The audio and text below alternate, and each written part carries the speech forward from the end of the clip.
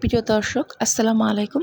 আজকে আপনাদের জন্য থাকছে একদম হোটেলের মতো মাখো মাখো ছোলা ভুনা রেসিপি।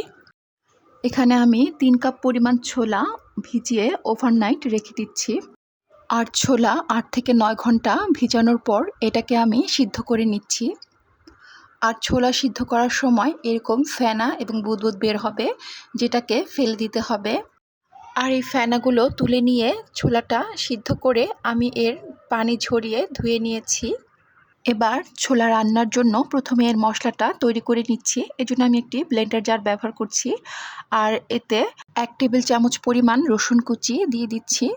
আর মেজারমেন্ট কাপের 1 কাপ পরিমাণ পেঁয়াজ কুচি এখানে আমি ব্লেন্ড করে নিচ্ছি।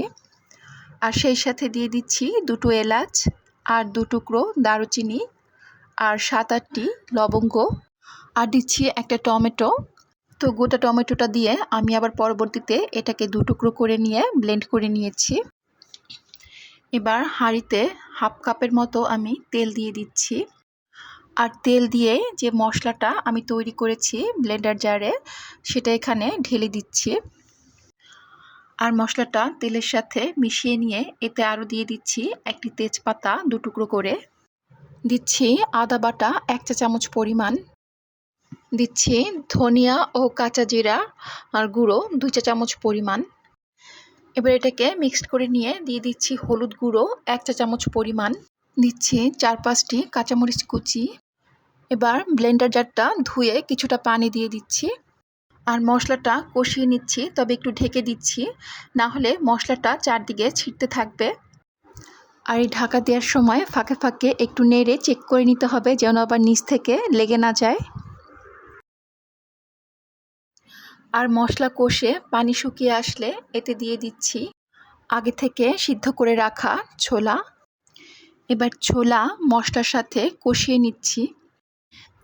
আর কষাতে কষাতে যখন ছোলা এবং মশলা একেবারে মাখামাখি হয়ে যাবে, তখন এতে অ্যাড করে দিচ্ছি পানি। আর পানিটা খুব বেশি দেব না, ছোলা এবং পানি প্রায় সমসম পরিমাণেই থাকবে। এবার এতে দিয়ে দিচ্ছি 1 চামচ প্লাস 1/2 চা চামচ পরিমাণ লবণ।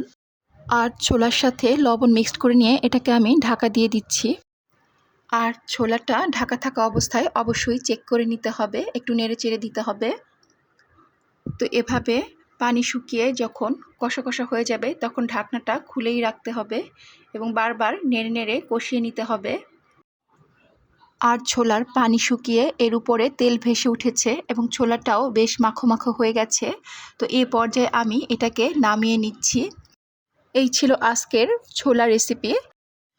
ভিডিওটি দেখার জন্য আপনাদের সকলকে অসংখ্য ধন্যবাদ জানাচ্ছি।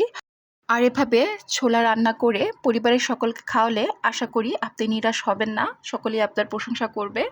তো ভালো থাকবেন, আল্লাহ হাফেজ।